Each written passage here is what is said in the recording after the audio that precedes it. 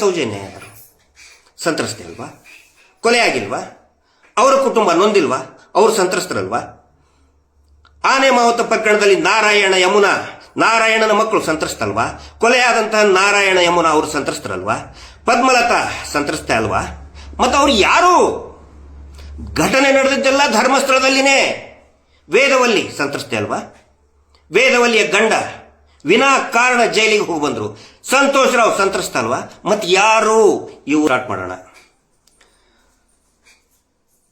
ಮಿಲಾರ್ಡ್, we are almost dead. ನಾವು ಬಹುತೇಕ ಸತ್ತು ಹೋಗ್ಬಿಟ್ಟಿದ್ದೀವಿ. ನಾವು ವಿಕ್ಟಿಮ್ ಆಗಿದ್ದೀವಿ. ನಾವು ಸಂತ್ರಸ್ತರು. ಈ ಮಾತನ್ನ ನಿನ್ನೆ ಮಾನ್ಯ ಬೆಳ್ತಂಗಡಿ ನ್ಯಾಯಾಲಯದಲ್ಲಿ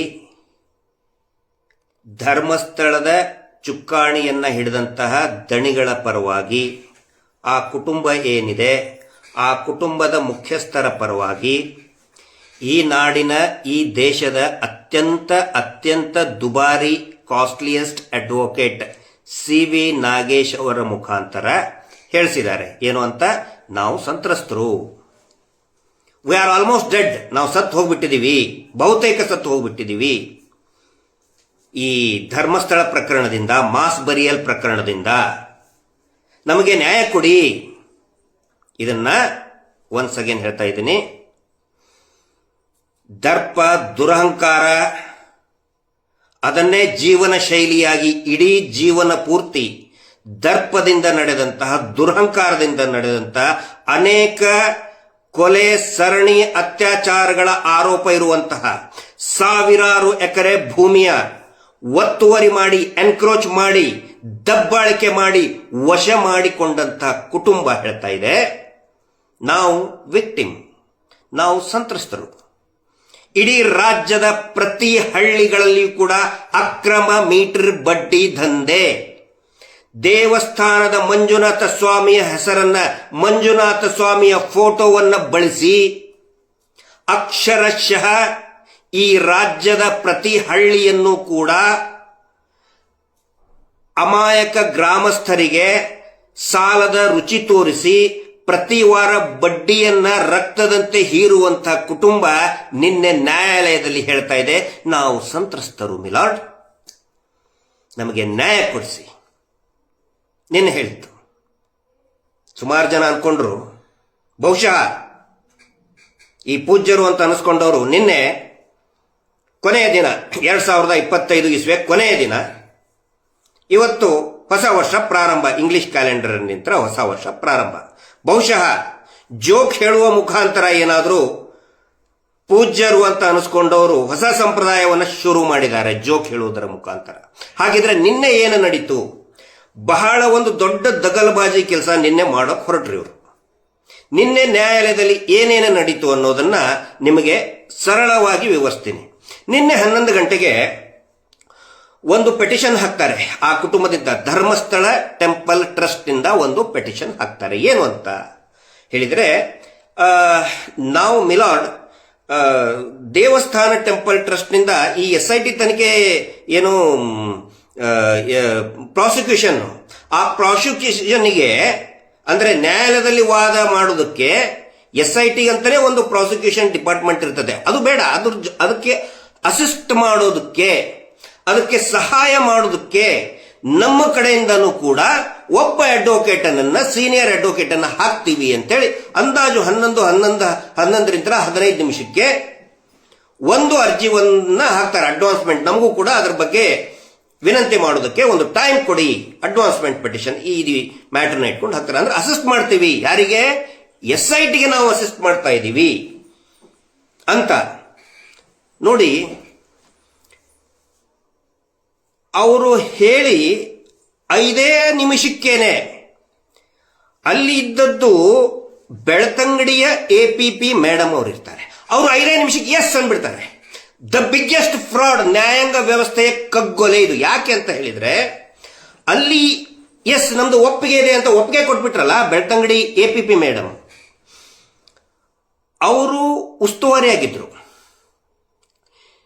ಜಸ್ಟ್ ನಿನ್ನೆ ಮತ್ತೆ ಅದರ ಹಿಂದಿನ ದಿನದಿಂದ regular APP, senior APP, Belthangady APP ಏನಿರ್ತಾರಲ್ಲ ಅವರು ರಜೆ ಮೇಲೆ ಹೋಗಿರ್ತಾರೆ. ಅವರು ರಜೆಯಲ್ಲಿದ್ದಾಗ ಇವರಿಗೆ ಚಾರ್ಜ್ ಕೊಟ್ಟಿರ್ತಾರೆ. ಇವರು ಜೂನಿಯರ್ ಕ್ಯಾಡರ್ನಲ್ಲಿ, ಆಮೇಲೆ ಇವರು ಪರ್ಮನೆಂಟ್ ಕೂಡ ಅಲ್ಲ, ಅವರಿಗೆ ಚಾರ್ಜ್ ಕೊಟ್ಟಿರ್ತಾರೆ. That's the usual procedure. ಒಬ್ರು ಸೀನಿಯರ್ ರಜೆ ಮೇಲೆ ಹೋದಾಗ ಅವರ ಕಲೀಗಿಗೆ ಚಾರ್ಜ್ ಕೊಡ್ತಾರೆ. ಆ ಚಾರ್ಜ್ನಲ್ಲಿದ್ದಂತಹ ಜೂನಿಯರ್ ಎಪಿಪಿ ಅವರು SITಯ ಎಪಿಪಿ ಅಲ್ವೇ ಅಲ್ಲ, SITಯ ಅಡ್ವೊಕೇಟ್ ಅಲ್ವೇ ಅಲ್ಲ. ಅವರು ರೆಗ್ಯುಲರ್ ಆಗಿ ಬೆಳ್ತಂಗಡಿ JMFC ನ್ಯಾಯಾಲಯದ ಎಪಿಪಿ ಇರ್ತಾರೆ. ಅವ್ರು ಹೇಳ್ಬಿಡ್ತಾರೆ 5 ನಿಮಿಷಕ್ಕೆ ಅವರು ಅರ್ಜಿ ಕೊಡ್ತಾರೆ, ಎಸ್ ನಮ್ದು ಒಪ್ಪಿಗೆ ಇದೆ ಹೇಳ್ಬಿಡ್ತಾರೆ. ಏನಿದ್ರ ಅರ್ಥ? ಅವರು ನಮ್ದು ಒಪ್ಪಿಗೆ ಇದೆ ಅನ್ನೋದಕ್ಕೆ SIT ರಚನೆ ಮಾಡಿದ್ದು ಬೆಳ್ತಂಗಡಿ ತಹಶೀಲ್ದಾರ್ ಮಾಡಿಲ್ಲ, ಪುತ್ತೂರಿನ AC ಅವರು ಮಾಡಿಲ್ಲ, ಮಾಡಿದ್ಯಾರು ರಾಜ್ಯ ಸರ್ಕಾರ. SITಗೆ ಸಹಾಯಕವಾಗಿ ಇನ್ನೊಬ್ಬ ನಾವು ಅಡ್ವೊಕೇಟ್ ಅನ್ನ ಕೊಡ್ತೀವಿ, ಪ್ರೈವೇಟ್ ಅಡ್ವೊಕೇಟ್ ನೇಮಕ ಮಾಡ್ತೀವಿ ಅನ್ನೋದು ಸರ್ಕಾರದ ಮಟ್ಟದ ನಿರ್ಧಾರ ಆಗಬೇಕು. AG ಅವರು ಹೇಳಬೇಕು, ಅನುಮತಿ ಕೊಡಬೇಕು. ಯಾರದು ಅನುಮತಿ ಇಲ್ಲ. ಇವ್ರು ಹೇಳಿಬಿಟ್ರು, ಹಂಗೆ ತಗೊಂಡು ಬಂದ್ರು. ಇವ್ರು ಕಾಯ್ತಾ ಇದ್ರು, ಕಳೆದ ಬಂದ್ ಕೂಡಲೇ ಹಾ ಎಸ್ ಓಕೆ ಕೊಟ್ಬಿಡಿ ಅಂತ ಹೇಳ್ಬಿಟ್ರು. ಅತಿ ದೊಡ್ಡ ದಗಲ್ಬಾಜಿ ಇದು. ನ್ಯಾಯಾಂಗದ ಹಾಡು ಹಗಲೇ ಕಗ್ಗೊಲೆ. ಯಾಕೆ ಹಿಂಗ್ ಮಾಡಿದ್ರು ಅಂತ ಹೇಳಿದ್ರೆ ನೋಡಿ, ಇಟ್ಸ್ ಅ ಪ್ಲಾನ್ಡ್ ಸೆಟ್ಟಿಂಗ್ ಇದೆಲ್ಲ. ರೆಗ್ಯುಲರ್ ಎಪಿಪಿ ಅವರು ಇದನ್ನಾಗ್ತಾರೆ, ಏನು ಅಬ್ಸೆಂಟ್ ಉಳಿತಾರೆ, ರಜೆ ಹೋಗ್ತಾರೆ. ಅದಾದ ನಂತರ ಜೂನಿಯರ್ ಕ್ಯಾಡರ್ನವರು ಎಸ್ ಅಂತ ಹೇಳ್ಬಿಡ್ತಾರೆ. ಅಲ್ಲಿ ಬೆಳ್ತಂಗಡಿ ನ್ಯಾಯಾಲಯದ ಕಚೇರಿಯಲ್ಲಿ ಪದ್ಮ ಅಂತ ಒಬ್ಬರು ಪ್ರಿಯರಾಗಿರುವಂತಹ ಈ ಕುಟುಂಬಕ್ಕೆ, ಧರ್ಮೋದ್ಯಮಿಗಳ ದಣಿಗಳ ಕುಟುಂಬಕ್ಕೆ ಆತ್ಮೀಯರಾದಂತಹ ಒಬ್ಬರು ಹೆಡ್ ಕ್ಲರ್ಕ್ ಮೇಡಮ್ ಇದ್ದಾರೆ. ಅವರ ತಂದೆಯವರು ಮತ್ತೆ ಧರ್ಮಸ್ಥಳದ ಈ ದಣಿಗಳು ಬಹಳ ಕ್ಲೋಸ್, ಅಲ್ಲಿನೇ ಕೆಲಸ ಮಾಡ್ತಾ ಇರೋಂಥವ್ರು. ಅವರಿಗೆ ಹೇಳಿ, ಇಡೀ ಬೆಳ್ತಂಗಡಿ ನ್ಯಾಯಾಲಯ ನಡೆಯುವುದೇ ಅವರ ಒಂದು ಏನು ಈ ಬೆರಳ ಅಡಿಯಲ್ಲಿ ಆಡಿಸ್ತಾ ಇರ್ತಾರೆ ಅವರು. ಆ ಮೇಡಮ್ ಅವರು, ಹೆಡ್ ಕ್ಲಾರ್ಕ್ ಮೇಡಮ್ ಅವರು ಹೇಳಿದ್ದಾರೆ, ಈ ಜೂನಿಯರ್ ಎಪಿಪಿಗೆ ನೀವು ಒಪ್ಕೊಳ್ಳೇಬೇಕು. ದಣಿಗಳ ಕಡೆ ಅಂತ ಬಂದಿದ್ದದು, ಒಪ್ಕೊಳ್ಳಿ ಅಂತ ಹೇಳಿ. ಪಾಪ ಅವರು ಪಾಪನು ಗೀಪನು ವಾಟ್ ಎವರ್ ಅವರು ಮಾಡಿದ್ದು ಅಕ್ಷರಶಃ ತಪ್ಪು, ಕಾನೂನು ರೀತಿ ತಪ್ಪು, ಕಾನೂನಿನ ಕಗ್ಗೊಲೆ, ನ್ಯಾಯಾಂಗದ ಪ್ರೊಸೀಜರ್ದ ಕಗ್ಗೊಲೆ. ಒಪ್ಕೊಂಡ್ಬಿಟ್ರು. ನೋಡಿ ಸೆಟ್ಟಿಂಗ್ ಅದೇ ನಾನು ಪದೇ ಪದೇ ಹೇಳ್ತಾ ಇರ್ತಿರ್ತೀನಿ. ಈ ದಣಿಗಳಿಗೆ ಯಾವುದೇ ಧರ್ಮ ಸಿದ್ಧಾಂತ ಏನು ಕೂಡ ಇಲ್ಲ. ಅವ್ರಿಗಿರೋದು ಎರಡು ಸಿದ್ಧಾಂತ. ನಾನು ಪದೇ ಪದೇ ಹೇಳ್ತಾರೆ, ಯಾವ ಸಿದ್ಧಾಂತ ಅಂತ ಹೇಳಿದ್ರೆ, ಒಂದು ಫಿಟ್ಟಿಂಗು, ಇನ್ನೊಂದು ಸೆಟ್ಟಿಂಗು. ಅವರು ಇಡೀ ಸಾಮ್ರಾಜ್ಯ ಕಟ್ಟಿದ್ದೆ ಫಿಟ್ಟಿಂಗ್ ಮತ್ತು ಸೆಟ್ಟಿಂಗ್ ಎನ್ನುವ ಸಿದ್ಧಾಂತದ ಮೇಲೆ. ಬೆಳ್ತಂಗಡಿ ಇದರಲ್ಲಿ ಕೂಡ ನಿನ್ನೆ ಸೆಟ್ಟಿಂಗ್ ಮಾಡಿ ಇಟ್ಕೊಂಡ್ಬಿಟ್ಟಿದ್ರು, ಒಪ್ಕೊಂಡ್ಬಿಟ್ರು ಅವರು. ಹೊಸ ನಾವು ಅಡ್ವೊಕೇಟ್ ಯಾರಂತ ಹೇಳಿದ್ರೆ ಇದು ಸಿ ವಿ ನಾಗೇಶ್ ಅವ್ರನ್ನ ಬೆಂಗಳೂರಿಂದ ಕರೆಸಿ SIT ಅಸಿಸ್ಟ್ ಮಾಡೋದಕ್ಕೆ ಒಂದು ಉದ್ದೇಶ ಇತ್ತು. ಆದರೆ ಯಾವಾಗ ಇದು ಇಡೀ ಅಡ್ವೊಕೇಟ್ ವಲಯದಲ್ಲಿ ಒಂದು ದೊಡ್ಡ ಗುಸು ಸ್ಟಾರ್ಟ್ ಆಗ್ಬಿಡ್ತು. ಜಿಲ್ಲಾ ಮಟ್ಟದಲ್ಲಿ ಹೋಯ್ತು, ರಾಜ್ಯ ಮಟ್ಟದಲ್ಲಿ ಹೋಯ್ತು. ಅದು ಹೇಗೆ ಪರ್ಮಿಷನ್ ಕೊಡ್ತಾರೆ ಇವರು? ಸರ್ಕಾರದ ಅನುಮತಿ ಇಲ್ಲ, ಆನಂತರ AG ಅನುಮತಿ ಇಲ್ಲ. ಇವರು ಎಪಿಪಿ ಆದವ್ರು ಹೆಂಗ್ ಪರ್ಮಿಷನ್ ಕೊಟ್ಟರು ಅಂತ ಗುಸು ಸ್ಟಾರ್ಟ್ ಆಯ್ತು. ಅಲಿಗೇಷನ್ ಆಗುತ್ತೆ, ಬೆಕ್ಕು ಕದ್ದು ಹಾಲು ಕುಡಿದಿದೆ ಅಂತ ಗೊತ್ತಾಗ್ಬಿಡ್ತವ್ರು. ಅಯ್ಯೋ, ನಾವು ಕದ್ದು ಹಾಲು ಕುಡಿದಿದ್ದು ಎಲ್ಲರೂ ನೋಡ್ಬಿಡ್ತಾ ಇದಾರಲ್ಲ ಅಂತ ಗೊತ್ತಾದ ತಕ್ಷಣನೇ ಮಧ್ಯಾಹ್ನ ಫುಲ್ ಪ್ಲೇಟ್ ಚೇಂಜ್ ಮಾಡಿದ್ರು. ಏನು ಅಂತ ಹೇಳಿದ್ರೆ, ಆರ್ಗ್ಯುಮೆಂಟ್ ಇಲ್ಲ, ಅದೇ ಎಪಿಪಿನೇ ಹೇಳಿದ್ರು ಆರ್ಗ್ಯುಮೆಂಟ್ ಟೈಮಿಗೆ.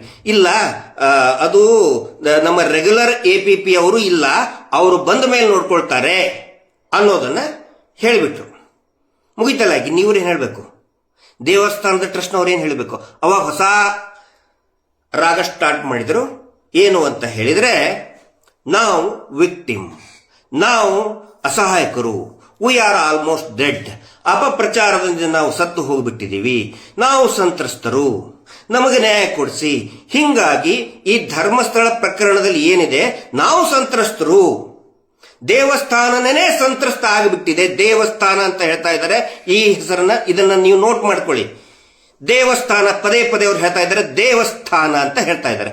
ದೇವಸ್ಥಾನನ ಟಾರ್ಗೆಟ್ ಮಾಡ್ತಾ ಇದ್ದಾರೆ. ನಾವು ಸಂತ್ರಸ್ತರು ಅಂತ ಹೊಸ ಸ್ಕ್ರಿಪ್ಟ್ ಅನ್ನ ಸ್ಟಾರ್ಟ್ ಮಾಡಿದ್ರು. ಅಂದ್ರೆ ಇವ್ರು ಏನ್ ಮಾಡಿದ್ರು ಗೊತ್ತಾ, ಸಿ ವಿ ನಾಗೇಶ್ ಅವರನ್ನ, ಮಾನ್ಯ ಸಿ ವಿ ನಾಗೇಶ್ ಅವರು ಹಿರಿಯ ಅಡ್ವೊಕೇಟ್ ಅವರು, ಮತ್ತೆ ಸಿ ವಿ ನಾಗೇಶ್ ಅವ್ರ ಬಗ್ಗೆ ಎಲ್ರಿಗೂ ಕೂಡ ಗೊತ್ತಿದೆ, he is a very costliest advocate. 10 lakh ಒಂದು ಸರಿ ಅಪಿಯರೆನ್ಸ್ ಆಗಬೇಕು ಅಂತ ಹೇಳಿದ್ರೆ ಕಡಿಮೆ ವೆರಿ ಮಿನಿಮಮ್ 10 ಲಕ್ಷ ರೂಪಾಯಿ ಫೀಸ್ ಚಾರ್ಜ್ ಮಾಡ್ತಾರೆ. ಎಂಟೈರ್ ಕೇಸಿಗಲ್ಲ, ಬರೀ ಕೋರ್ಟಿಗೆ ಬಂದು ಹೋಗೋದಕ್ಕೆ ಮಿನಿಮಮ್ 10. ನಿನ್ನೆದ್ದು ನಮ್ಗೆ ಅಲ್ಲಿ ಕೆಲವೊಬ್ರು ಮಾತಾಡಿದ್ದು 25 ಲಕ್ಷ ರೂಪಾಯಿ ಫೀಸ್ ಒಂದೇ ದಿನ ಅವರು ತಗೊಳ್ತಾರೆ. ಒಂದೇ ದಿನ 25 ಲಕ್ಷ ರೂಪಾಯಿ. ಅಷ್ಟು ದೊಡ್ಡದಾದಂತಹ ಲಾಯರ್ ಅವರು. ಅಂದ್ರೆ ಎಷ್ಟೋ ಸರಿ ಏನಾಗುತ್ತೆ, ಕೋರ್ಟಲ್ಲಿ ಹೋದಾಗ ಜಡ್ಜ್ ಬಹುಶಃ ಇರ್ಲಿಕ್ಕಿಲ್ಲ ಅಥವಾ ವಾದ ವಿವಾದನೇ ನಡೆಯಂಗಿಲ್ಲ. ಸುಮ್ಮನೆ ಅವ್ರು ಬರೀ ಕೋರ್ಟಿಗೆ ಬಂದು ಹೋಗ್ಬಿಟ್ರೆ 10 ಲಕ್ಷ ರೂಪಾಯಿ ಕೊಡಲೇಬೇಕು ಅವ್ರಿಗೆ. ಬರೀ ಸುಮ್ಮನೆ ಒಂದು ಹೂಸು ಬಿಟ್ಟು ಹೋದ್ರು ಕೂಡ ಕೊಡಲೇಬೇಕು, ಅವ್ರಿಗೆ ಫೀಸ್ ಕೊಡಲೇಬೇಕು. ಅಂದ್ರೆ ಆ ಮಟ್ಟದ ಲೆವೆಲ್ ಮೇಂಟೈನ್ ಮಾಡಿದಂತಹ ಅಡ್ವೊಕೇಟ್ ಅವರು, ಕಾಸ್ಟ್ಲಿಯೆಸ್ಟ್ ಅಡ್ವೊಕೇಟ್. ಮತ್ತು ಅವರ ಒಂದು ಅಪಾರ ಜ್ಞಾನಕ್ಕೆ ನಾವು ಗೌರವವನ್ನು ಕೊಡಲೇಬೇಕು, ಮತ್ತು ಅವರ ವೃತ್ತಿಗೆ ನಾನು ಗೌರವವನ್ನು ಕೊಡ್ತೀನಿ. ಅವರ ವೃತ್ತಿಗೆ, ಅವರ ಜ್ಞಾನಕ್ಕೆ ಖಂಡಿತ ನಾನು ಗೌರವವನ್ನು ಕೊಡ್ತೀನಿ. ಅಂತಹ ಕಾಸ್ಟ್ಲಿಯೆಸ್ಟ್ ಲಾಯರ್ನ 25 ಲಕ್ಷ ರೂಪಾಯಿ ಒಂದು ದಿನದ ಫೀಸ್, ಒಂದು ದಿನ ಅಲ್ಲ, ಒಂದು ಅರ್ಧ ಗಂಟೆ, ಒಂದು ಗಂಟೆ ವಾದಕ್ಕೆ 25 ಲಕ್ಷ ರೂಪಾಯಿ ಕರ್ಕೊಂಡು ಬಂದು ಇವರು ಹೇಳಿಸಿದ್ದೇನು, ಮಿಲಾಡ್ ನಾವು ಸಂತ್ರಸ್ತರು, ನಾವು ವಿಕ್ಟಿಮ್ ಅಂತ ಹೇಳಿಸಿದ್ದಾರೆ. ಹಾಗಿದ್ರೆ ಅಂದ್ರೆ ಅನುಮತಿನೇ ಇಲ್ಲ, ಸರ್ಕಾರದ ಅನುಮತಿ ಇಲ್ಲ. ಅಂದ್ರೆ ಕಂಪೌಂಡಿನಿಂದ ಜಿಗಿಸಿ SIT ಕಂಪೌಂಡ್ ಹಾರಿ ಒಳಗಡೆ ತೂರಿಸೋದಕ್ಕೆ ಒಂದು ಪ್ರಯತ್ನವನ್ನ ನಿನ್ನೆ ಮಾಡಿದ್ರು. ವಾದ ಇನ್ನೂ ಕಂಪ್ಲೀಟ್ ಆಗಿಲ್ಲ. ಅದನ್ನ ಬರುವ ದಿನಗಳಲ್ಲಿ ನಮ್ಮ ಅಡ್ವೊಕೇಟ್ಗಳು, ನಮ್ಮ ಕಡೆಯ ಒಂದು ಲೀಗಲ್ ಟೀಮ್ ಏನಿದೆ ಅದನ್ನು ನೋಡ್ಕೊಳ್ತಾರೆ, ಅವರು ನೋಡ್ಕೊಳ್ತಾರೆ. ಅದ್ರ ಬಗ್ಗೆ ಇದ್ರ ಬಗ್ಗೆ ನಾನು ಜಾಸ್ತಿ ಮಾತಾಡಕ್ ಹೋಗೋದಿಲ್ಲ. ಹಾಗಾದ್ರೆ ಇಲ್ಲಿ ಒಂದು ಪ್ರಶ್ನೆ ಬರ್ತದೆ, ಇವರು ಹೇಳ್ತಾರಲ್ಲ ನಾವು ಸಂತ್ರಸ್ತರು, ನಾವು ತುಂಬಾ ನೊಂದು ಬಿಟ್ಟಿದೀವಿ, ವಿ ಆರ್ ಆಲ್ಮೋಸ್ಟ್ ಡೆಡ್. ಹಾಗಿದ್ರೆ ಈ ಧರ್ಮಸ್ಥಳ ಪ್ರಕರಣದಲ್ಲಿ ಸಂತ್ರಸ್ತರು ಯಾರು ಸ್ವಾಮಿ? ಸಂತ್ರಸ್ತರು ಯಾರು? ಈ ದೇವಸ್ಥಾನ ಮಂಡಳಿನೇ ನಾವೇ ಸಂತ್ರಸ್ತರು ಅಂತ ಹೇಳೋದ್ರಲ್ಲಿ ಇವರ ಉದ್ದೇಶ ಏನಿದೆ ಅಂತ ಹೇಳಿದ್ರೆ, ಸಂತ್ರಸ್ತ ಅನ್ನುವುದನ್ನೇ ಎನ್ಕ್ರೋಚ್ಮೆಂಟ್ ಮಾಡೋದು, ಸಂತ್ರಸ್ತರು ಅನ್ನುವಂತ ಸ್ಟೇಟಸ್ ಅನ್ನೇ ಕಬಳಿಸ್ಕೊಳ್ಳೋದು, ಅವರಿಂದ ಕಿತ್ಕೊಳ್ತಾರೆ. ಹಾಗಿದ್ರೆ ಸೌಜನ್ಯ ಯಾರು? ಸಂತ್ರಸ್ತೆ ಅಲ್ವಾ? ಕೊಲೆ ಆಗಿಲ್ವಾ? ಅವರ ಕುಟುಂಬ ನೊಂದಿಲ್ವಾ? ಅವರು ಸಂತ್ರಸ್ತರಲ್ವಾ? ಆನೆ ಮಾವತ ಪ್ರಕರಣದಲ್ಲಿ ನಾರಾಯಣನ ಮಕ್ಕಳು ಸಂತ್ರಸ್ತಲ್ವಾ? ಕೊಲೆಯಾದಂತಹ ನಾರಾಯಣ ಯಮುನಾ ಅವರು ಸಂತ್ರಸ್ತರಲ್ವಾ? ಪದ್ಮಲತಾ ಸಂತ್ರಸ್ತೆ ಅಲ್ವಾ? ಮತ್ತು ಅವ್ರು ಯಾರು? ಘಟನೆ ನಡೆದಿದ್ದೆಲ್ಲ ಧರ್ಮಸ್ಥಳದಲ್ಲಿನೇ. ವೇದವಲ್ಲಿ ಸಂತ್ರಸ್ತೆ ಅಲ್ವಾ? ವೇದವಲ್ಲಿಯ ಗಂಡ ವಿನಾಕಾರಣ ಜೈಲಿಗೆ ಹೋಗಿ ಬಂದ್ರು. ಸಂತೋಷ್ ರಾವ್ ಸಂತ್ರಸ್ತ ಅಲ್ವಾ? ಮತ್ತೆ ಯಾರು ಇವರು? ಟೆಂಪಲ್ ಟ್ರಸ್ಟ್ನವರು ಏನು ಮಾಡ್ತಾ ಇದ್ದಾರೆ ಅಂತ ಹೇಳಿದ್ರೆ, ಯಾವ ರೀತಿ ಈ ದಣಿಗಳು ಭೂಮಿಯನ್ನ ಕಬಳಿಸ್ಕೋತಾರಲ್ಲ, ಇನ್ನೊಬ್ಬರ ಭೂಮಿಯನ್ನ ಕಬಳಿಸ್ಕೋತಾರಲ್ಲ, ಇನ್ನೊಬ್ಬರ ಆಸ್ತಿಯನ್ನ ಕಬಳಿಸ್ಕೊಳ್ತಾರಲ್ಲ, ಅದೇ ರೀತಿ ಸಂತ್ರಸ್ತ ಅನ್ನುವಂತಹ ಒಂದು ಏನು ಸ್ಟೇಟಸ್, ಪಾಪ ಸ್ಟೇಟಸ್ ಅನ್ನಕ್ಕೂ ಬರಲ್ಲ, ಆ ಒಂದು ಪರಿಸ್ಥಿತಿಯನ್ನ, ಸಂತ್ರಸ್ತ ಅನ್ನೋದು ಒಂದು ಪರಿಸ್ಥಿತಿ, ದಯನೀಯ ಪರಿಸ್ಥಿತಿ, ಅದನ್ನು ಕೂಡ ಕಬಳಿಸ್ಕೊಳ್ಳೋಕೆ ನೋಡ್ತಾ ಇದ್ದಾರೆ. ಸಂತ್ರಸ್ತರು ಯಾರು ಇರಬಾರ್ದು, ನಾವೇ ಅವರೇ. ಇಲ್ಲಿ ಏನಾಗ್ತಾ ಇದೆ ನೋಡಿ, ಇನ್ನೂ ಸಿಂಪಲ್ ಆಗಿ ಹೇಳ್ತಾ ಇದ್ದೀನಿ.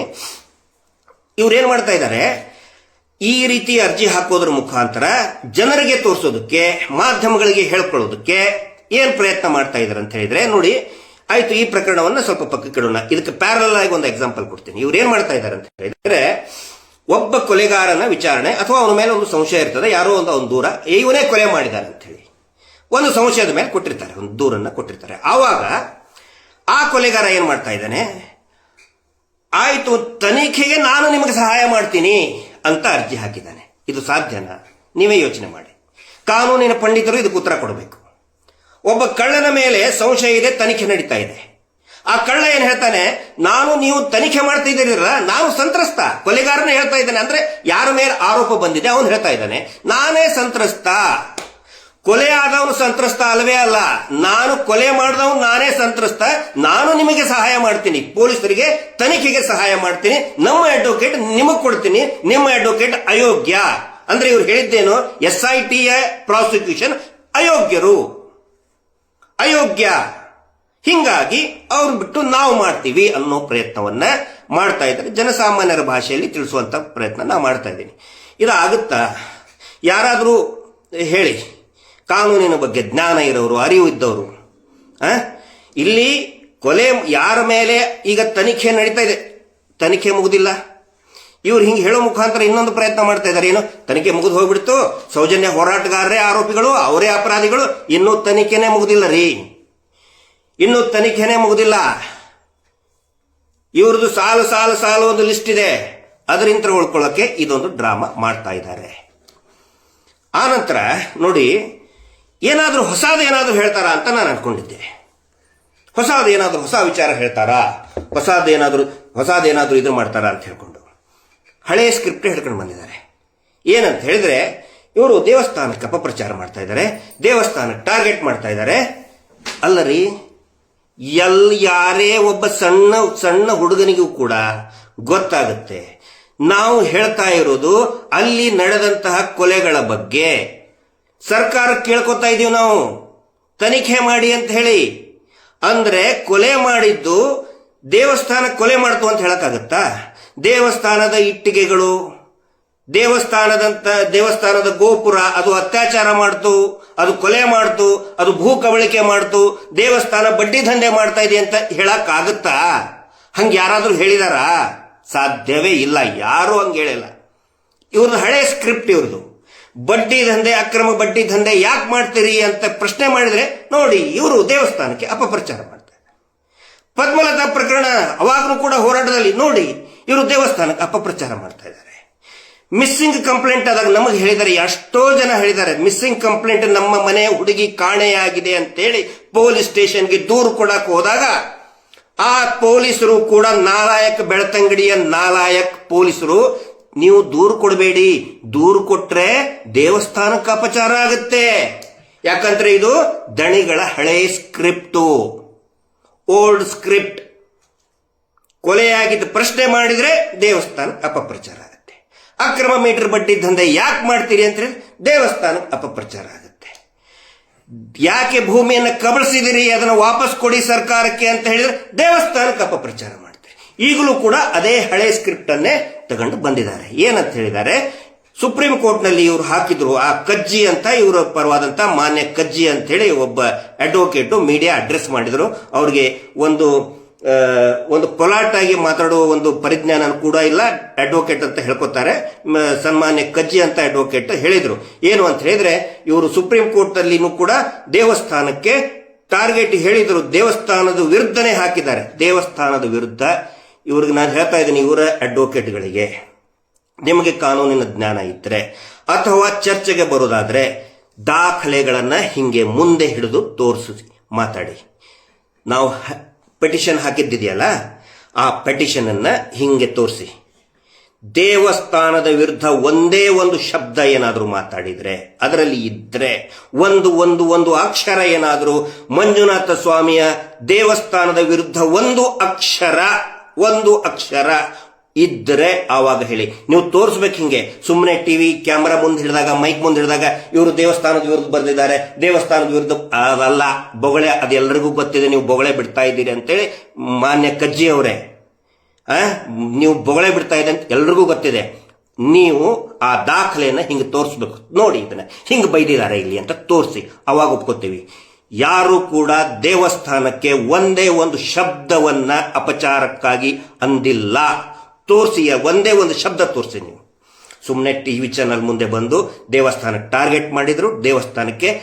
ದೇವಸ್ಥಾನದ ಮಾಲೀಕರು ಅಂತ ಹೇಳಿಕೊಂಡು ಅವರು ಮಾಡಿದಂತಹ ಕೊಲೆಗಳು, ಅತ್ಯಾಚಾರಗಳನ್ನ ಪ್ರಶ್ನೆ ಮಾಡ್ತಾ ಇದ್ದೀವಿ. ಅದು ಸರ್ಕಾರಕ್ಕೆ ನಾವು ಕೇಳ್ತಾ ಇದ್ದೀವಿ, ಇವ್ರ ಮೇಲೆ ಯಾಕೆ ಕ್ರಮ ಕೈಗೊಂಡಿಲ್ಲ ಅಂತ ಹೇಳಿ. ಹಾಗಿದ್ರೆ ಇಲ್ಲಿ ಸಂತ್ರಸ್ತರು ಯಾರಾಗಬೇಕಾಗಿತ್ತು ಹೇಳಿ? ನಿಜವಾಗಿಯೂ ಯಾರು ಪಾಪ ಸತ್ತು ಹೋದಂತಹ ಆತ್ಮಗಳು, ಆ ಜೀವಗಳು ಸಂತ್ರಸ್ತರು. ಅವರ ಕುಟುಂಬದವರು ಸಂತ್ರಸ್ತರು. ಇಲ್ಲಿ ಅವರು ಏನ್ ಮಾಡ್ತಾ ಇದ್ದಾರೆ, ಸಂತ್ರಸ್ತರು ಅಂತ ಹೇಳಿದ್ರೆ ದೂರುದಾರರು ಮತ್ತು ಹೋರಾಟಗಾರನ ಆರೋಪಿಗಳನ್ನ ಮಾಡ್ತಾ ಇದ್ದಾರೆ. ಯಾರು ದೂರು ಕೊಟ್ಟರು ನೋಡಿ, ಈ ನ್ಯಾಯಾಂಗ ವ್ಯವಸ್ಥೆಯಲ್ಲಿ ಯಾರು ದೂರು ಕೊಡ್ತಾನೆ ಅವನು ಸಂತ್ರಸ್ತನಾಗ್ತಾನೆ. ನಮ್ಮನೆ ಭಾರತೀಯ ನ್ಯಾಯಾಂಗ ವ್ಯವಸ್ಥೆಯಲ್ಲಿ ಕ್ರಿಮಿನಲ್ ಜಸ್ಟಿಸ್ ಸಿಸ್ಟಮ್ನಲ್ಲಿ ದೂರು ಕೊಟ್ಟವನು ಸಂತ್ರಸ್ತನಾಗ್ತಾನೆ. ಇಲ್ಲಿ ದೂರು ಕೊಟ್ಟವರೇ ಆರೋಪಿಗಳು. ಆ ನಂತರ ಯಾರು ಕೊಲೆ ಮಾಡಿದಾನೆ ಅವನು ಆರೋಪಿ ಆಗ್ತಾನೆ. ಯಾರು ಅತ್ಯಾಚಾರ ಮಾಡಿದಾರೆ, ಯಾರು ಕಳ್ಳತನ ಮಾಡಿದಾನೆ, ಯಾರು ಅಪರಾಧ ಎಸಗಿದಾನೆ ಅವನು ಆರೋಪಿ ಆಗ್ತಾನೆ. ಪ್ರೂವ್ ಆದ ಮೇಲೆ ಅಪರಾಧಿ ಆಗ್ತಾನೆ. ಇಲ್ಲಿ ಅವರು ಏನ್ ನ್ಯಾರೇಷನ್ ಮಾಡ್ತಾ ಇದ್ದಾರೆ, ಕೊಲೆ ಮಾಡಿದವರೇ ಸಂತ್ರಸ್ತರು, ಕೊಲೆ ಮಾಡಿದವರೇ ಸಂತ್ರಸ್ತರು, ಕಳ್ಳತನ ಮಾಡಿದವನೇ ಕಳ್ಳನೇ ಸಂತ್ರಸ್ತ, ಅಮಾಯಕ, ಕಳ್ಳತನನ್ನ ಹಿಡಿದುಕೊಟ್ಟವನು ಅಪರಾಧಿ. ಆ ಒಂದು ಪ್ರಯತ್ನವನ್ನ ಮಾಡ್ತಾ ಇದ್ದಾರೆ. ನೋಡೋಣ ಮುಂದಿನ ದಿನಗಳಲ್ಲಿ ಏನೇನಾಗ್ತದೆ. ಯಾಕಂತ ಹೇಳಿದ್ರೆ ಕಾಸ್ಟ್ಲಿಯಸ್ಟ್ ಲಾಯರ್ ಅಲ್ವಾ. ಸಂತ್ರಸ್ತರಿಗೆ, ಪದ್ಮಲತಾಳಿಗೆ, ವೇದವಲ್ಲಿ ಅವರಿಗೆ, ಸೌಜನ್ಯ ಕುಟುಂಬಕ್ಕೆ ಒಂದು ಸಾರಿ ಬಂದು ಹೋದರೆ 10 ಲಕ್ಷ ರೂಪಾಯಿ ಕೊಡುವಂತ ಫೀಸ್ ಕೊಡುವಂತ ಶ್ರೀಮಂತರವರು, ಪ್ರಭಾವಿಗಳವರು ಅಲ್ಲ. ಇವ್ರ ಹತ್ರ ಇದೆ ಬಿಟ್ಟಿ ದುಡ್ಡು, ಹುಂಡಿ ದುಡ್ಡು ಬರ್ತದೆ. ಅದಕ್ಕೆ ನಾವು ಹೇಳ್ತೀವಿ, ದಯವಿಟ್ಟು ದೇವಸ್ಥಾನ ಮಂಜುನಾಥ ಸ್ವಾಮಿಯನ್ನು ನಂಬಿ ದರ್ಶನ ಮಾಡ್ಕೊಂಡು ಬನ್ನಿ, ಹುಂಡಿಗೆ 1 ರೂಪಾಯಿ ಹಾಕಬೇಡಿ ಅಂತ ಹೇಳಿ. ಯಾಕಂದ್ರೆ ನೀವು ಹಾಕಿದಂತಹ ಹುಂಡಿ ಕೋಟಿ ಕೋಟಿ ದುಡ್ಡು ಆಗಿ ಅದೇ ದುಡ್ಡಿನಿಂದ ಕಾಸ್ಟ್ಲಿಯಸ್ಟ್ ಲಾಯರ್ನ ಇಟ್ಕೊಂಡು ಸೌಜನ್ಯ ಹೋರಾಟವನ್ನ ಹತ್ತಿಕ್ಕುವಂತಹ ಇವರ ದಗಲಬಾಜಿಯನ್ನ ಬೆತ್ತಲೆ ಮಾಡತಕ್ಕಂತ ಹೋರಾಟಗಾರ ಮೇಲೆ ಕೇಸ್ ಹಾಕೋದಕ್ಕೆ 10 ಲಕ್ಷ 25 ಲಕ್ಷ ಒಂದು ಸಿಟ್ಟಿಂಗಿಗೆ ದುಡ್ಡು ಕೊಟ್ಟು ಕೊಟ್ಟು ಕರೆಸ್ತಾ ಇದ್ದಾರೆ. ಇದು ಈ ಸತ್ಯಗಳು ಎಲ್ಲರಿಗೂ ಕೂಡ ಎಲ್ಲೋ ಒಂದ್ ಕಡೆ ಜನರಿಗೆ ಇದು ಅರ್ಥ ಆಗಲಿ ಅನ್ನುವಂತ ಪ್ರಯತ್ನವನ್ನ ನಾವು ಮಾಡ್ತಾ ಇದ್ದೀವಿ. ಕೊನೆಯದಾಗಿ ನಾನು ಒಂದು ಪ್ರಶ್ನೆ ಕೇಳ್ತಾ ಇದ್ದೀನಿ, ನಂಬಿಕೆ, ದೇವಸ್ಥಾನದ ನಂಬಿಕೆಯ ಬಗ್ಗೆ. ಇವ್ರು ಹೇಳ್ತಾರಲ್ಲ, ನಾವು ಅಪಪ್ರಚಾರ ಮಾಡ್ತಾ ಇದ್ದೀವಿ ದೇವಸ್ಥಾನಕ್ಕೆ ಅಂತೇಳಿ. ಈಗ ಅಪಪ್ರಚಾರ ಮಾಡ್ತಾ ಇರೋರು ಯಾರು? ಇವ್ರು ಹೇಳಿದ್ರಲ್ಲ, ಈಗ ನಾವು ಏನೋ ಸಂತ್ರಸ್ತರಾಗ್ಬಿಟ್ಟೆವು ಅಂತ ಹೇಳ್ಕೊಂಡು ದೇವಸ್ಥಾನ ಅಂತ ಹೇಳ್ತಾ ಇದ್ದಾರೆ. ದೇವಸ್ಥಾನ ಆದರೆ ಇದೇ ಕುಟುಂಬದ ಮುಖ್ಯಸ್ಥರಾದಂತಹ, ದೇವಸ್ಥಾನದ ಮುಖ್ಯಸ್ಥರಾದಂತಹ ಡಾಕ್ಟರ್ ವೀರೇಂದ್ರ ಹೆಗ್ಗಡೆ ಅವರು ಸುಪ್ರೀಂ ಕೋರ್ಟಿಗೆ ಏನು ಬರೆದು ಕೊಟ್ಟಿದ್ದಾರೆ ಅಂತ ಹೇಳಿದ್ರೆ, ಇದು ದೇವಸ್ಥಾನನೇ ಅಲ್ಲ, ಇದು ನಾವು ಜೈನ ಕುಟುಂಬದ ಒಂದು ಇನ್ಸ್ಟಿಟ್ಯೂಟ್, ಸಂಸ್ಥೆ ಅಂತ ಬರೆದು ಕೊಟ್ಟಂತವರು ಈಗ ಒನ್ಸ್ ಅಗೇನ್ ತಾವು ಬಚಾವಾಗೋದಕ್ಕೆ, ತಾವು ಪರಾರಿಯಾಗೋದಕ್ಕೆ ದೇವಸ್ಥಾನ ದೇವಸ್ಥಾನ ದೇವಸ್ಥಾನ ದೇವಸ್ಥಾನ. ಸುಪ್ರೀಂ ಕೋರ್ಟಿಗೆ ಯಾಕಪ್ಪ ನೀವು ಇದು ದೇವಸ್ಥಾನ ಅಲ್ಲ, ಇದು ಹಿಂದೂಗಳ ದೇವಸ್ಥಾನ ಅಲ್ಲ, ಇಲ್ಲಿ ಹಿಂದೂಗಳಿಗೆ ಪೂಜೆ ಮಾಡುವ ಹಕ್ಕು ಇಲ್ಲ, ಯಾಕಂತ ಹೇಳಿದ್ರೆ ಇದು ನಮ್ಮ ಪ್ರೈವೇಟ್ ಇನ್ಸ್ಟಿಟ್ಯೂಟ್, ಪ್ರೈವೇಟ್ ಸಂಸ್ಥೆ, ಖಾಸಗಿ ಸಂಸ್ಥೆ, ದೇವಸ್ಥಾನ ಅಲ್ಲ ಅಂತ ಸುಪ್ರೀಂ ಕೋರ್ಟ್ ನಲ್ಲಿ ಹೇಳಿದವರು ಒನ್ಸ್ ಅಗೇನ್ ದೇವಸ್ಥಾನಕ್ಕೆ ಅಪಪ್ರಚಾರ ಮಾಡ್ತಾ ಇದ್ದಾರೆ ಅಂತ ಯಾಕೆ ಹೇಳ್ತಾ ಇದ್ದೀರಿ? ನಿಮಗೆ ಏನಾದ್ರೂ ನೀವು ಸಂತ್ರಸ್ತರು ಅಂತ ಅನಿಸಿದ್ರೆ, ನಿಮಗೆ ದೇವಸ್ಥಾನದ ಮೇಲೆ ನಂಬಿಕೆ ಇದ್ರೆ, ಮಂಜುನಾಥ ಸ್ವಾಮಿಯ ಶಕ್ತಿಯ ಮೇಲೆ ನಂಬಿಕೆ ಇದ್ರೆ ಹರಕೆ ಹೊರಬೇಕು ನೀವು. ನಾವು ಹರಕೆ ಹೊತ್ತಂತ ಭಕ್ತರು ನಾವು ಹರಕೆ ಹೊರಬೇಕಾಗಿತ್ತು ನೀವು. ಇವರು ಹಿಂಗೆ ಮಾಡ್ತಾ ಇದ್ದಾರೆ ಮಂಜುನಾಥ ಸ್ವಾಮಿ, ಇವರಿಗೆ ಶಿಕ್ಷೆ ಆಗಲಿ ಅಂತ ಹರಕೆ ಹೊರಬೇಕಾಗಿತ್ತು. ಯಾಕಂದ್ರೆ ಅದು ನಂಬಿಕೆ, ನಾವು ನಂಬದಂತ ದೇವರು, ದೇವಸ್ಥಾನದ ಮಾಲೀಕರಾದಂಥವ್ರು ನಿಮಗೇ ನಂಬಿಕೆ ಇಲ್ಲಲ್ರಿ. ದೇವಸ್ಥಾನದ ಒಂದು 10 ರೂಪಾಯಿ ಹುಂಡಿಗೆ ಹಾಕೋ ಬದಲು 10 ಲಕ್ಷ ರೂಪಾಯಿ ಫೀಸ್ ಕೊಟ್ಟು ಕೋರ್ಟಿಗೆ ವಕೀಲರನ್ನ ಕರೆಸಿ ನಮಗೆ ಅನ್ಯಾಯ ಆಯ್ತು ಅಂತ ಹೇಳ್ತಾ ಇದ್ರಲ್ರಿ. ಈ ಕೋಟ್ಯಾಂತರ ಜನ ಭಕ್ತರು ಏನು ಪ್ರಾರ್ಥನೆ ಮಾಡ್ಕೊಳ್ತಾರೆ, ನಮಗ್ ಕೋರ್ಟ್ ಬೇಡ, ನಮಗ್ ಪೊಲೀಸ್ ಸ್ಟೇಷನ್ ಬೇಡ, ಮಂಜುನಾಥ ಸ್ವಾಮಿ ಅದಾನೆ, 10 ರೂಪಾಯಿ ಕಾಣಿಕೆ ಹಾಕ್ತೀನಿ ಅಂತ ಭಕ್ತರು ಹೇಳ್ತಾರೆ. ದೇವಸ್ಥಾನದ ಭಕ್ತರು ಅದಕ್ಕೆ ಹೊರ್ತಾರೆ. ದೇವಸ್ಥಾನದ ಮಾಲೀಕರು 10 ಲಕ್ಷ ರೂಪಾಯಿ ಫೀಸ್ ಕೊಟ್ಟು ದೇವಸ್ಥಾನದ ಮೇಲೆ ನಂಬಿಕೆನೇ ಇಲ್ದೇನೆ ಕೋರ್ಟಿಗೆ ಹೋಗ್ತಾರೆ. ಇಲ್ಲಿ ದೇವಸ್ಥಾನವನ್ನ ಯಾರು ಹಾಳು ಮಾಡ್ತಾ ಇದ್ದಾರೆ? ಜನರನ್ನೇ ಉತ್ತರ ಕೊಡ್ಲಿ, ಜನನೇ ತೀರ್ಮಾನ ಮಾಡಲಿ. ಯಾಕಂತ ಹೇಳಿದ್ರೆ ನಾನು ಇವರಿಗೆ ಕೇಳ್ತಾ ಇದ್ದೇನೆ, ಈ ದಣಿಗಳಿಗೆ, ನೀವು ಯಾರಿಗೆ ಹೇಳಕ್ ಹೊಂಟಿದ್ದೀರಿ ನೀವು ಸಂತ್ರಸ್ತರು ಅಂತ ಹೇಳಿ ನೋಡಿ. ಯಾರಿಗೆ ಹೇಳ್ತೀರಿ ನೀವು? ಜನಗಳಿಗೆ ಹೇಳ್ತೀರಾ ನಾವು ಸಂತ್ರಸ್ತರು? ಹೋಗಿ ಹೇಳಿ. ಆ ಕೊಲೆಯಾದಂತಹ ಪದ್ಮಲತಾ, ಅತ್ಯಾಚಾರ ಆಗಿ ಕೊಲೆಯಾದಂತಹ ಪದ್ಮಲತಾ ಕುಟುಂಬಕ್ಕೆ ನೀವು ಹೇಳಕ್ಕಾಗತ್ತಾ ನೀವು ಸಂತ್ರಸ್ತರಲ್ಲ ನಾವು ಸಂತ್ರಸ್ತರು ಅಂತ ದಣಿಗಳು ಹೇಳ್ತಾರ? ದಣಿಗಳ ಕುಟುಂಬ ಧರ್ಮೋದ್ಯಮಿಗಳು ಹೇಳ್ತಾರ? ಸೌಜನ್ಯ ಮನೆಗೆ ಹೋಗಿ ಹೇಳ್ತೀರಾ ನೀವು? ನೀವು ಇಲ್ಲ ಸತ್ಯ ಇಲ್ಲ, ನೀವು ಸಂತ್ರಸ್ತರೇ ಅಲ್ಲ ನಾವು ಸಂತ್ರಸ್ತರು ಅಂತ ನೀವು ಹೇಳ್ತೀರಾ? ಪ್ರತಿ ಹಳ್ಳಿಯಲ್ಲಿಯೂ ಕೂಡ ನರಕ ಅನುಭವಿಸ್ತಾ ಇರುವಂತಹ, ಬಡ್ಡಿ ದಂಧೆಯಿಂದ ನರಕ ಅನಿಸ್ತಾ ಇರುವಂತಹ ಗ್ರಾಮಸ್ಥರಿಗೆ ನೀವು ಹೇಳ್ತೀರಾ ನೀವು ಸಂತ್ರಸ್ತರೇ ಅಲ್ಲಪ್ಪ ನಾವು ಸಂತ್ರಸ್ತರು ಅಂತ? ಹೇಳಕ್ಕಾಗಲ್ಲ. ಜನರಿಗೆ ಗೊತ್ತಿದೆ, you are the bloody bastards ಅಂತ ಗೊತ್ತಿದೆ. ನೀವು ರಕ್ತ ಹೀರುವಂತಹ, ನೀವು ದುರಂಧರ್ ದುಷ್ಟರು ಅಂತ ಗೊತ್ತಿದೆ. ಮತ್ತೆ ಯಾಕೆ ಈ ಪ್ರಯತ್ನ ಮಾಡ್ತಾ ಇದ್ದೀರಿ? ಅಧಿಕಾರಿಗಳು ಹೇಳ್ತೀರಾ ನೋಡಿ ಅಧಿಕಾರಿಗಳೇ ನಾವು ಸಂತ್ರಸ್ತರು ಅಂತ? ಅಧಿಕಾರಿಗಳಿಗೆ ಬಹಳ ಚೆನ್ನಾಗಿ ಗೊತ್ತಿದೆ ಏನು ಅಂತ. ನೀವು ಮಾಡಿದಂತಹ ಕೊಲೆ ಅತ್ಯಾಚಾರಗಳನ್ನು ಮುಚ್ಚಿ ಹಾಕಿದ್ದೇ ಅಧಿಕಾರಿಗಳು. ಅವ್ರಿಗೆ ಹೆಂಗೆ ಹೇಳ್ತೀರಿ ನೀವು? ಮನವೊಲಿಸ್ತೀರಿ? ಆಗಲ್ಲ. ಮಾಧ್ಯಮಗಳಿಗೆ ಹೇಳ್ತೀರಾ ನೋಡಿ ನಾವು ಏನು ಮಾಡಿಲ್ಲ ನಾವು ಸಂತ್ರಸ್ತರು ಅಂತ? ಹೇಳಕ್ಕಾಗಲ್ಲ. ಯಾಕಂತ ಹೇಳಿದ್ರೆ ಮಾಧ್ಯಮಗಳು ಕೂಡ ಅವರಿಗೆ ಪ್ರಶ್ನೆ ಕೇಳ್ಕೊತಾರೆ. ಇಷ್ಟೊಂದು ದುಡ್ಡು ತಂದು ಸುರಿತಾ ಇದಾರಲ್ಲ, ನಮಗೆ ಗೋಣಿ ಚೀಲದಲ್ಲಿ ದುಡ್ಡು ತಂದು ಸುರಿಸ್ತಿದ್ದಾರೆ. ಸೆಟ್ಟಿಂಗ್ ಸುರೇಂದ್ರ ಕನ್ನಡಿ ಮತ್ತು ಇವರೆಲ್ಲರೂ ಕಟಿಂಗ್ ಕನ್ನಡಿ ಕೇಳದಾಗ ದುಡ್ಡು ಸುರಿತಾರೆ. ಏನು ಮಾಡಿಲ್ಲ ಅಂದ್ರೆ ಯಾಕೆ ದುಡ್ಡು ಕೊಡ್ತಾರೆ ಅಂತ ಹೇಳಿ ಅವ್ರಿಗೂ ಗೊತ್ತಾಗಿದೆ. ಇವರು ಅಪರಾಧಿಗಳು, ನೀವು ಅಪರಾಧಿಗಳಂತ ಅವ್ರಿಗೂ ಕೂಡ ಗೊತ್ತಿದೆ. ರಾಜಕಾರಣಿಗಳಿಗೆ ಹೇಳ್ತೀರಾ? ರಾಜಕಾರಣಿಗಳಿಗೆ ಗೊತ್ತಿದೆ ನಮ್ಮ ಪ್ರಭಾವ ಬಳಸಿನೇ ಎಲ್ಲಾ ಅಪರಾಧಗಳನ್ನ ಮುಚ್ಚಿ ಹಾಕಿದ್ದಾರೆ ಅಂತ ಗೊತ್ತಿದೆ. ಇನ್ನು ಯಾರಿಗೆ ಹೇಳ್ತಿದ್ದೀರಿ ನೀವು? ದೇವರಿಗೆ ಗೊತ್ತಿದೆ ನೀವು ಮಾಡಿದ್ ನೀವು ಎಂತವ್ರು ಅಂತ ಹೇಳಿ. ಆ ದೇವರ ಸೇವೆ ಅಂತಾನೆ ನಾವು ಈ ಹೋರಾಟವನ್ನ ಮಾಡ್ತಾ ಇದ್ದೀವಿ. ಅದಕ್ಕೆ ನೆನಪಿಟ್ಕೊಳ್ಳಿ, ನೀವು ಎಷ್ಟೇ ಪ್ರಯತ್ನ ಮಾಡಿ, ಎಷ್ಟೇ ಕಾಸ್ಟ್ಲಿಯೆಸ್ಟ್ ಲಾಯರ್ಗಳಂತ ತೊಂಬರಿ, ನಮ್ಮ ಹತ್ರನೂ ಸಮಾಜಮುಖಿಯಾಗಿ ಕೆಲಸ ಮಾಡುವಂತ ಬಾಲಂತ ಅಡ್ವೊಕೇಟ್ ಇದ್ದಾರೆ. ಹಿಂದೆ ಧನಂಜಯ ಅವರು ಮಾಡಿದ್ರು, ಈಗ ನಮ್ಮ ಹಿರಿಯರಾದಂತ ಯಾರು ದೊರೆರಾಜು ಅವರು ಮಾರ್ಗದರ್ಶನ ಮಾಡ್ತಾ ಇದ್ದಾರೆ. ಬಾಲನ್ ಅಂತ ಸಮಾಜಮುಖಿಯಾದಂತ ಅಡ್ವೊಕೇಟ್. ಫೀಸ್ಗೋಸ್ಕರ ಇದುವರೆಗೂ ಕೂಡ ಯಾರು ನಮ್ಮ ಕೆಲಸ ಮಾಡಿಲ್ಲ, ವಾದ ವಿವಾದವನ್ನ ಮಾಡಿಲ್ಲ, ನಮ್ಮ ಪರವಾಗಿ ನಿಂತಿಲ್ಲ. ಎಲ್ಲರೂ ಕೂಡ ಒಂದು ಕಳಕಳಿ ಸತ್ತಂತವರಿಗೆ ನ್ಯಾಯ ಸಿಗಲಿ ಅಂತ ಬಂದಿದ್ದಾರೆ. ನೀವು ಎಷ್ಟೇ ಕಾಸ್ಟ್ಲಿ ಅಡ್ವೊಕೇಟ್ ತಗೊಂಡು ಬನ್ನಿ, ಹೊಸ ವರ್ಷದ ಮೊದಲನೇ ದಿನ ಹೇಳ್ತಾ ಇದ್ದೀನಿ, ಜಯ ಖಂಡಿತ ನ್ಯಾಯಕ್ಕೆ ಆಗುತ್ತೆ, ನಮಕ್ಕಲ್ಲ. ನಾವು ಅಂತ ಹೇಳ್ತಾ ಇಲ್ಲ, ನ್ಯಾಯಕ್ಕೆ ಜಯ ಸಿಕ್ಕೇ ಸಿಗುತ್ತೆ. ಹಿಂಗಾಗಿ ನೀವು ಏನ್ ಹೇಳ್ತಾ ಇದ್ದೀರಲ್ಲ, ದಯವಿಟ್ಟು ಇದು ಜೋಕುಗಳನ್ನ ಹೊಸ ವರ್ಷದಲ್ಲಿ ಪೂಜ್ಯರು, ಪರಮ ಪೂಜ್ಯರು ಅಂತ ಕರೆಸ್ಕೊಳ್ಳೋರು ಜೋಕಿನ ಮುಖಾಂತರ ಸಂತ್ರಸ್ತರು ನಾವು ಅಂತ ಹೇಳ್ತಾ ಇದ್ದಾರೆ. ನಿಜವಾದ ಸಂತ್ರಸ್ತರು ಯಾರು ಅಂತ ಎಲ್ರಿಗೂ ಗೊತ್ತಿದೆ. ಯಾರು ಅತ್ಯಾಚಾರದಿಂದ ನಲಗಿ ಹೋಗಿದ್ದಾರೆ, ಬಡ್ಡಿ ದಂಧೆಯಿಂದ ನಲಗಿ ಹೋಗಿದ್ದಾರೆ, ಇವರ ಭೂ ಕಬಳಿಕೆ, ಭೂದಾಹದಿಂದ ಭೂಮಿಯನ್ನ ಕಳ್ಕೊಂಡಿದ್ದಾರೆ, ಅವರೆಲ್ಲರೂ ಕೂಡ ಸಂತ್ರಸ್ತರು. ಆ ಎಲ್ಲ ಸಂತ್ರಸ್ತರಿಗೂ ಕೂಡ ನ್ಯಾಯ ಸಿಗಲಿ ಅಂತ ಹೇಳಿ ಪ್ರಾರ್ಥನೆ ಮುಖಾಂತರ ಈ ವರ್ಷವನ್ನ ಪ್ರಾರಂಭ ಮಾಡೋಣ. ಎಲ್ಲರ ಒಂದು ಬೆಂಬಲ ಇರಲಿ. Justice for Soujanya. ನಮಸ್ತೆ.